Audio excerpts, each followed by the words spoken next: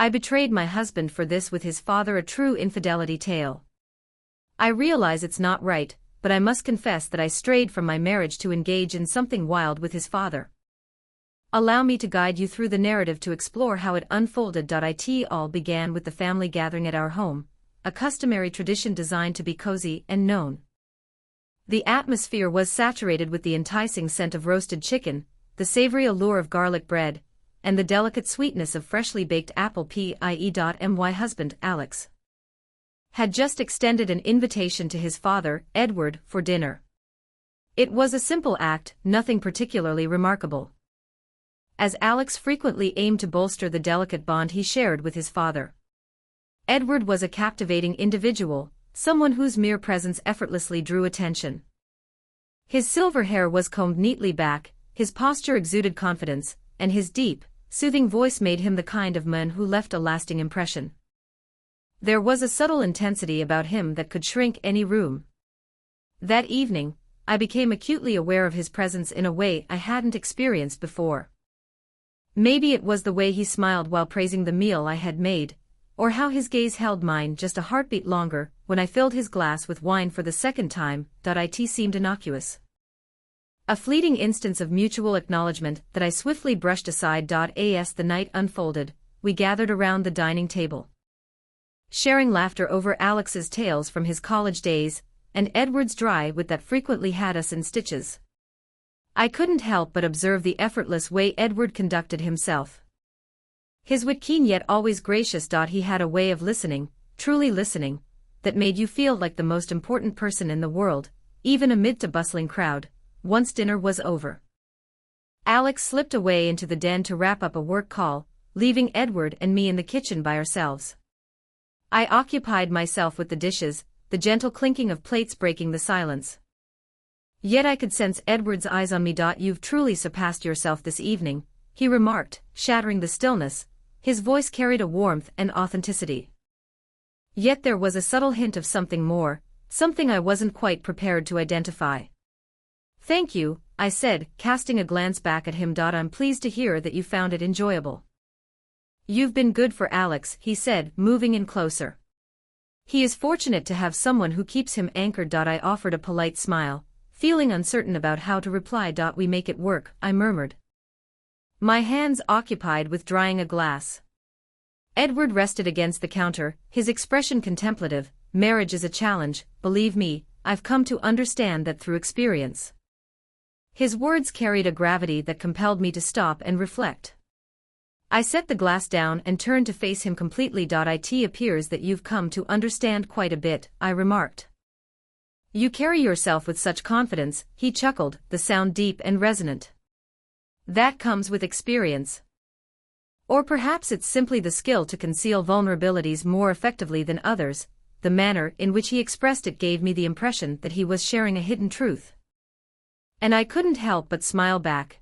There was an irresistible allure about him, a draw I couldn't quite escape. We conversed for what seemed like an eternity. Even though it was likely just a matter of minutes. He recounted tales from his youth, his regrets, and the lessons he learned, and I listened with rapt attention.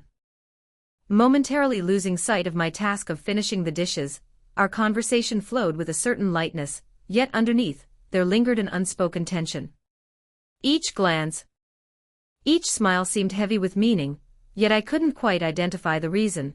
Upon Alex's return to the room, a peculiar mix of relief and disappointment washed over me. The tension faded.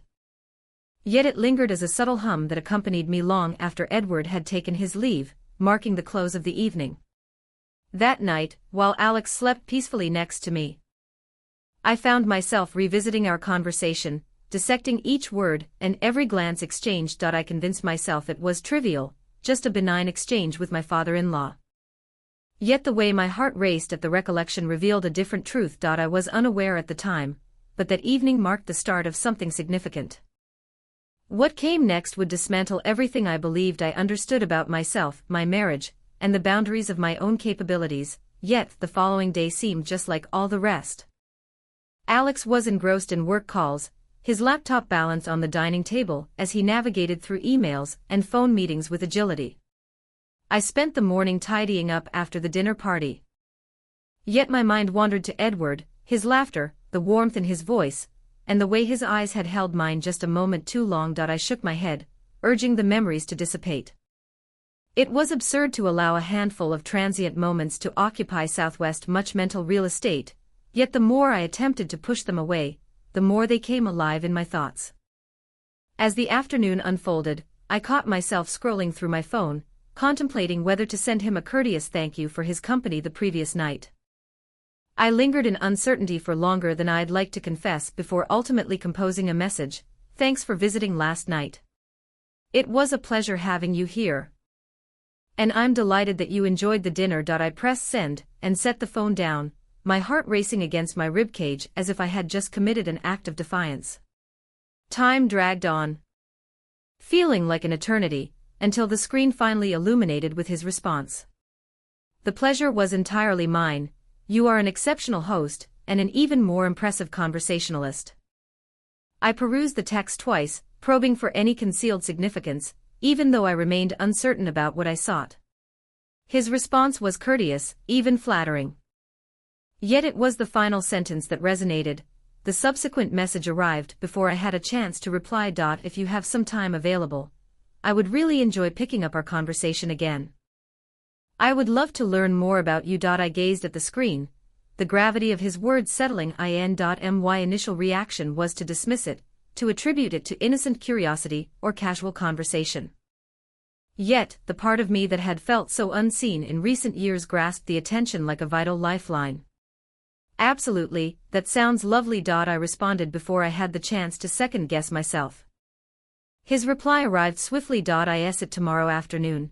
I know of a serene cafe close to the park where we can converse without any distractions. I paused. Encountering him was akin to stepping over a threshold I hesitated to approach, yet the temptation of being observed, genuinely observed, was far too compelling to ignore. I found myself typing. Tomorrow works, looking forward to it. The cafe exuded warmth, illuminated by soft lighting, while the subtle scent of freshly brewed coffee lingered in the atmosphere. Edward was already seated at a corner table when I arrived, a cup of espresso in front of him. Before him, a newspaper folded neatly to one side. He remained still as I drew near, his smile radiating warmth and welcome. You're punctual, he remarked, drawing out a chair for me. I smiled, settling into the seat as my heart raced. Accelerated. I strive to be. The dialogue began quite innocently. We discussed the weather, the latest news, and shared some amusing anecdotes from the previous evening. As the minutes went by, the atmosphere changed. Edward leaned in slightly, his gaze fixed on mine as he posed questions that seemed increasingly intimate. What drew you to Alex? He inquired, his tone gentle yet inquisitive. The question took me by surprise since he had already posed it before, and I found myself hesitating before responding. He ignited a spark within me. I spoke, the words escaping with a more nostalgic air than I had planned. In those days, he was incredibly attentive and brimming with energy. It felt as though nothing could hold us back. Edward nodded, his expression contemplative, and now, the gravity of his question lingered in the atmosphere. I looked down at my coffee, uncertain of how to reply. Indeed, circumstances have changed, I acknowledged. It seems that life has a way of intervening, doesn't it? That's only to be expected, he remarked softly. However, it doesn't imply that you need to lose your essence along the way. I raised my eyes, locking onto his gaze. His eyes held a fierce intensity that caught my breath in my throat. For a brief instant, the clamor of the cafe diminished, and it seemed as though we were the sole two souls in existence. I can see why Alex fell for you, he said, his voice lowering to a near whisper. Your presence radiates a captivating energy that draws people in. Color flooded my cheeks as I averted my gaze, attempting to regain my composure. That's very generous of you to say. It is the truth, he replied. The remainder of the dialogue faded into a mist of chuckles and collective tales. As we departed from the cafe, I couldn't ignore the bond that was blossoming between us. As we lingered by the door, Edward faced me, his expression grave. He expressed his gratitude for the opportunity to meet me. It has been quite a while since I engaged in a dialogue of this nature. Me too, I confessed, my voice scarcely above a whisper. He paused, his hand lingered close to mine, as though he yearned to connect but reconsidered the impulse. Perhaps we could revisit this experience in the future, I nodded, my heart racing within me. I would appreciate that. As I walked away, the air felt thicker, laden with the gravity of what had just occurred. I convinced myself it was merely a casual gathering, yet beneath the surface, I was aware of the truth. Something had changed, and I found myself uncertain about whether I could halt it, or if I even desired to, yet I remained blissfully ignorant of what lay ahead.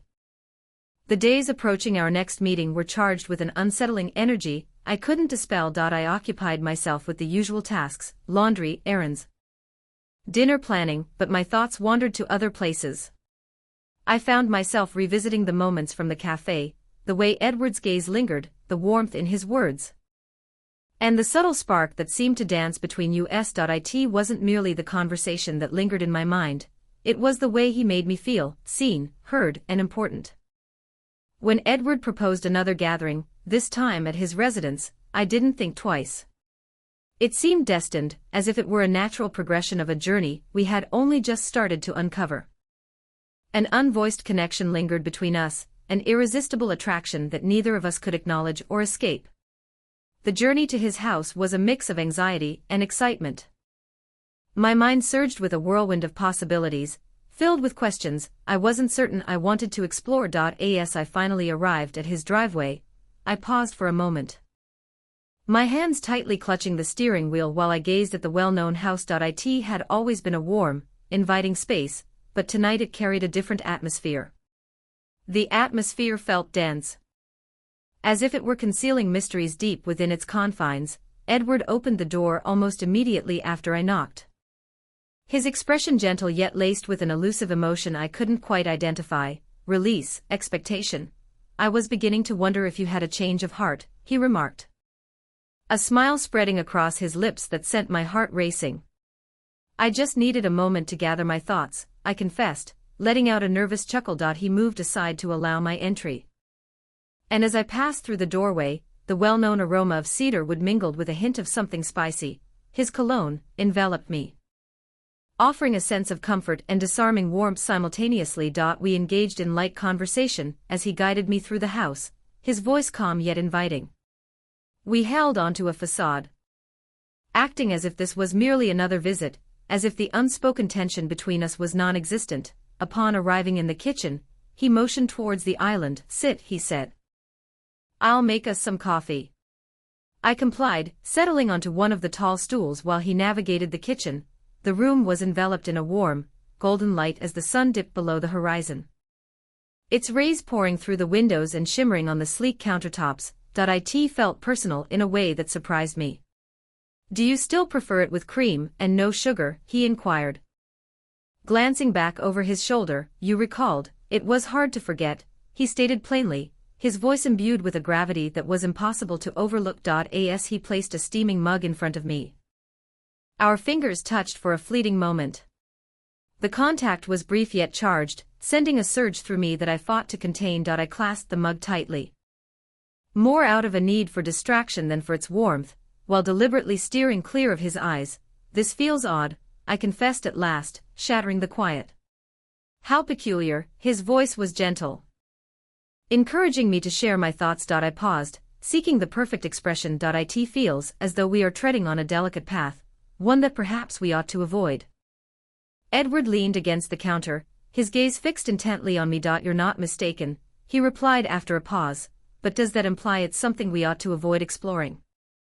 His honesty caught me by surprise, and for a moment, all I could do was gaze at him. The gravity of his question lingered in the air, palpable and inescapable. I don't know, I whispered.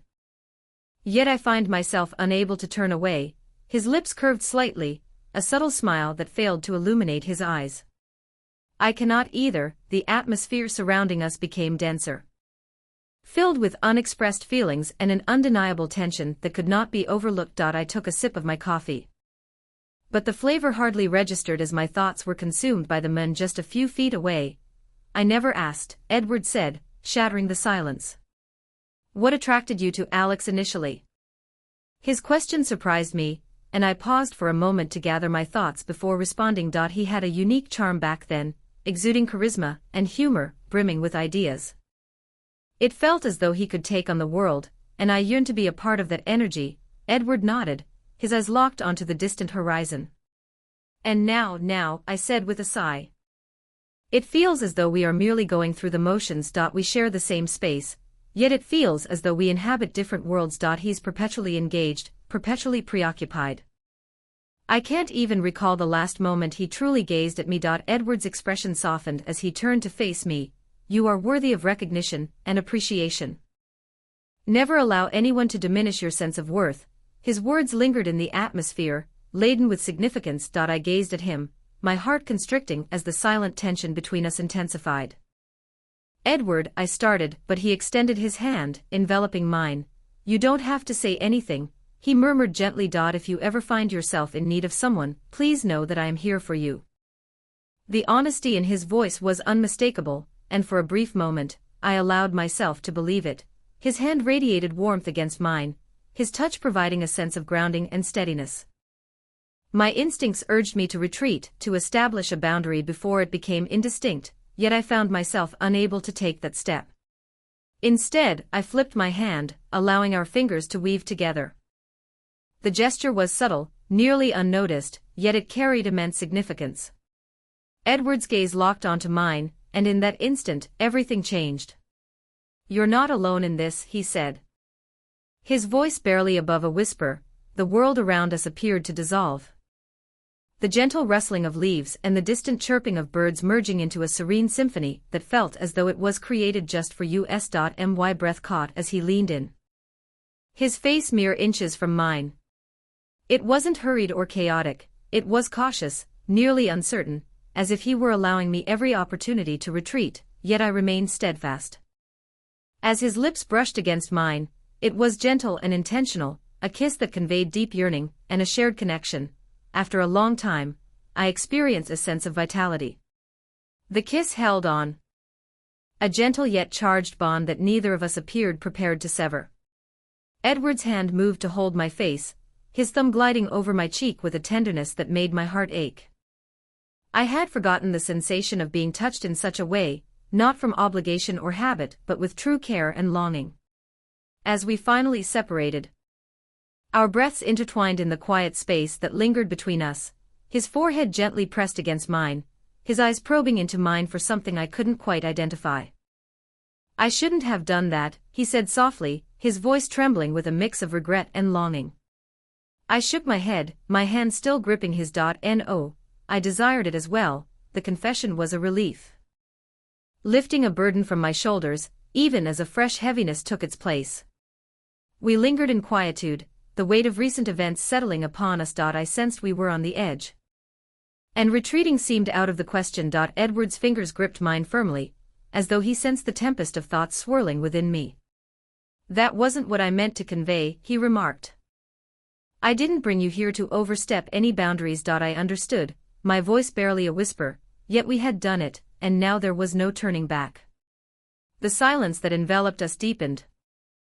Yet it remained pleasant. It was electric, brimming with unexpressed thoughts and feelings that neither of us could put into words. The tension pulsed between us, pulling us nearer even as the logical voices in my mind shouted for me to halt. Edward shattered the stillness, his voice calm and unwavering. It seems you're not feeling content, am I right? The question struck deeper than I anticipated, and I found myself looking away toward the pond, unable to face his gaze. I'm not sure I can even recall the sensation of happiness. I confessed. Everything simply feels hollow. His hand found mine again, anchoring me. He expressed firmly, you shouldn't have to live like that. You are worthy of far greater things. My throat constricted as tears welled at the edges of my eyes. I felt the urge to contest, to uphold the existence I had crafted with Alex, yet the words eluded me. Deep down, I understood that Edward was correct, the person I had been when I married Alex, the woman who believed in love and possibilities, feels like a stranger now. Before I could respond, Edward moved in closer, his thumb gently wiping away a tear that had slipped free. "You're amazing," he murmured, his voice imbued with a fervor that sent my heart racing. If he can't recognize that. The attraction between us was unmistakable, and this time, as he leaned in, I didn't hold back, the kiss lingered longer this time. More pressing. His hands found their way to my waist, drawing me nearer until every inch of space between us vanished. With my arms encircling his neck, my fingers wove through his hair as I surrendered to the moment. Each touch, each movement resonated as a liberation, a breaking free from the weight of countless years spent in solitude and yearning I had concealed within me. As his lips glided from my jaw to my neck, a shiver coursed through me, and I sensed my resolve waning even more. There was no space for remorse or reconsideration now. My mind was consumed with thoughts. His touch made me feel alive in a way I hadn't in years. "Are you certain?" he whispered softly against my skin, his voice heavy with feeling. I nodded, my fingers constraining around his shoulders. Indeed, with that single word, the floodgates opened, and we surrendered to the magnetic pull that had been intensifying between us. It went beyond mere longing. It was about a bond. About discovering something we had both been longing for far too long. Each kiss, each touch, resonated like a piece of a puzzle clicking perfectly into position, and the wildest part was, it wasn't even over. The world beyond appeared to dissolve, the soft murmur of the surroundings scarcely making an impression on my thoughts. Edward's arms tightened around me, drawing me nearer as if he were afraid I might slip away. Drift away. His warmth surrounded me, anchoring me in the truth of this moment. The manner in which his hands explored with a reverence I hadn't experienced in years, the manner in which his lips murmured vows against my skin without speaking a single word. His breath wavered as he halted, his forehead leaning against mine. "I don't want this to feel rushed," he said gently, his voice carried a hint of desperation. "I hope you won't look back on this with regret." I lifted my hands, cradling his face, and compelling him to look into my eyes. "I will not," I murmured, my voice quivering yet steadfast. "I do not." The fragility in his gaze was captivating. A striking difference from the assured individual I had become familiar with. It felt as if he had peeled back all facades, exposing the unfiltered emotions that neither of us dared to acknowledge. He kissed me again, this time with a deliberate slowness, his lips brushing against mine with a tender ache that left me gasping for air. Each touch, each caress was intentional, as if he were etching every inch of me into his memory. My hands glided down his chest, sensing the steady pulse of his heartbeat beneath my palms. A reminder that this moment existed, that we were both present. Embracing this choice despite all the reasons urging us not to, the sun sank gracefully in the sky, enveloping the pond in a warm golden hue, and transforming the water into a reflective surface of sparkling brilliance. The atmosphere was thick with unexpressed thoughts. Yet neither of us had the courage to shatter the stillness. It felt as if we both knew that speaking would only break the delicate bubble we had formed. Edward's hands rested on my hips, his fingers gliding softly in delicate patterns that sent shivers coursing down my spine.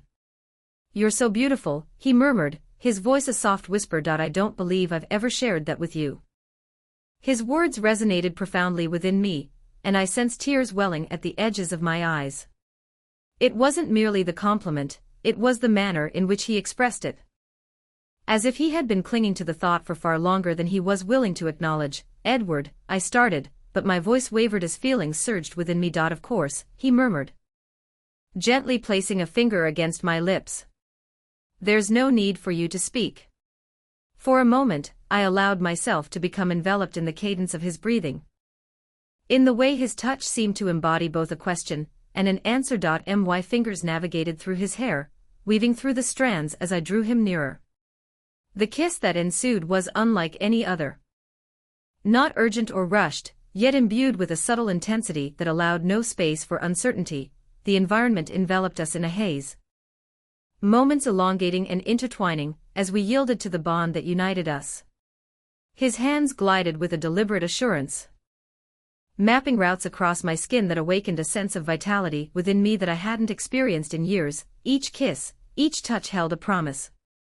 A quiet declaration of something neither of us had the courage to articulate. As he finally withdrew, his breath came in uneven gasps.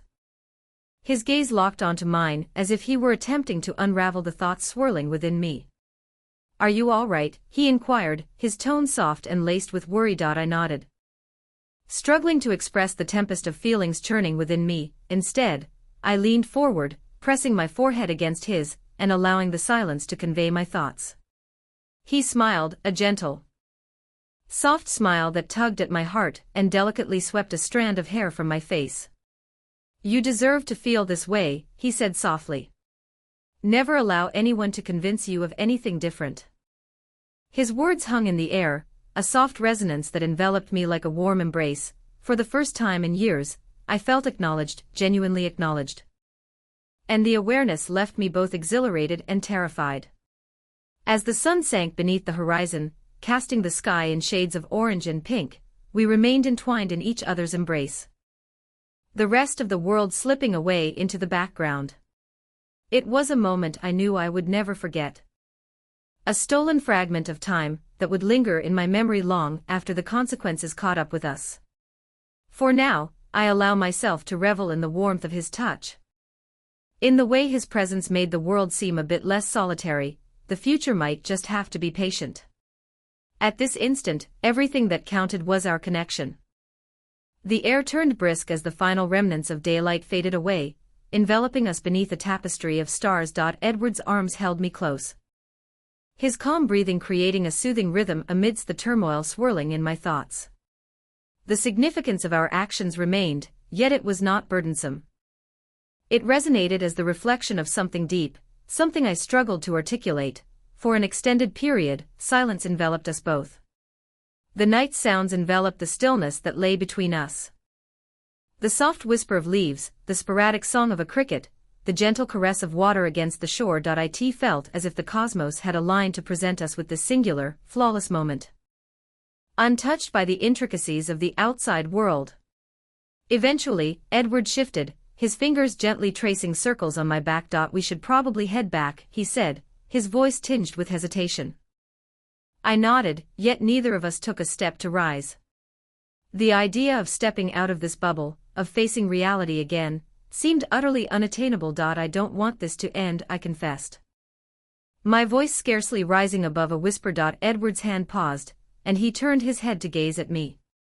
"It doesn't have to," he murmured gently, "not entirely." I locked eyes with him, delving into the depths of his gaze for the answers I sought. "Yet it does," I remarked, the heaviness of reality seeping back in. "This, whatever this is, cannot exist beyond this moment." He scowled, his jaw clenching as he pondered my words. "It doesn't have to be that way," he remarked after a moment of reflection. "We can work through this, side by side." His words pierced my heart, a blend of hope and despair intertwining within me. "Edward, this isn't merely about us," I said, my voice laced with a touch of melancholy. "There is a great deal on the line, with numerous individuals who could suffer consequences." "I understand," he replied, his tone steady yet soothing. "I'm not suggesting that we need to reach any conclusions at this moment. I simply don't want this to be the final moment." His vulnerability took me by surprise, leaving me momentarily speechless. I extended my hand, lightly grazing his cheek with my fingertips. "Neither do I confessed, my voice quivering. The journey home was serene, the burden of our silent musings occupying the void that lies between us. Edward maintained his grip on the wheel, his eyes locked on the road ahead, yet, from time to time, I noticed him stealing glances at me from the edge of his vision. Every look seemed to pose a question, one I found myself uncertain how to respond to. As we entered the driveway, the inviting warmth of the porch light welcomed us. A vivid reminder of the life we were heading back to. Edward parked the car but remained seated, hesitating to exit. Instead, he faced me, his expression a complete mystery. "Will you be all right?" he inquired, his tone gentle yet tinged with worry. I paused, my fingers fidgeting in my lap. "I'm not sure," I confessed, "but I believe I need a little time to sort things through." He nodded, his gaze lingering on me for a moment longer before he reached out, Enveloping my hand with his, "Take all the time you need," he said. "If you require assistance, I'm available." The earnestness in his voice stirred something deep within me, and I nodded. Words escaping me. As I stepped out of the car, I sensed his gaze upon me, a quiet comfort that I wasn't truly alone, despite the solitude I felt, within the confines of the house. An all-encompassing stillness enveloped the air. I navigated the well-known surroundings, my mind a tempest of clashing feelings. Everything appeared unchanged, yet nothing resonated in the same way. The burden of what had transpired weighed heavily on me, yet underneath it all, there existed an unusual sense of clarity. I lingered by the window, gazing out at the shadowy yard. The recollection of Edward's touch remained, a poignant reminder of our shared moments. It was wrong, I understood that, yet it also felt more genuine than anything I had encountered in years. As I stood there, I came to the understanding that I could no longer escape the reality of my marriage, of who I am, and of my true desires. Whatever came next, I had to confront it directly. Though the way ahead was shrouded in ambiguity, a single truth stood out unmistakably. I was unable to return to the previous state of affairs. Not at this moment, not at any time. The days that followed drifted by in a peculiar haze, each moment feeling simultaneously fleeting and agonizingly prolonged. The home buzzed with its familiar rhythms, meals to prepare, laundry to sort, and phone calls to respond to. Yet, beneath it all, I sensed I was traversing a dreamscape, or perhaps a haunting nightmare. Each room resonated with the haunting memories of that night, each quiet moment brimming with unspoken thoughts. At first, Edward and I steered clear of spending time alone together. It was more secure that way. When we crossed paths, it felt as if an unseen thread still linked us, softly pulling at the fringes of my consciousness. A lingering glance, a hand grazing against mine as we moved by. A silent inquiry lingered in his gaze, one I wasn't prepared to confront. I was torn between the urge to flee from him or to move closer to him.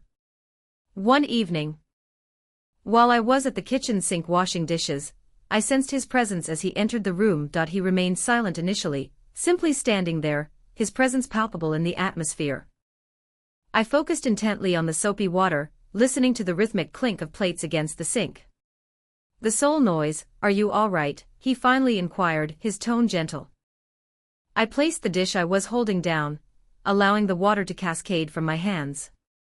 "I truly don't know," I admitted, keeping my gaze averted from him. "I'm working on it." He approached, each step measured and intentional. "I have been contemplating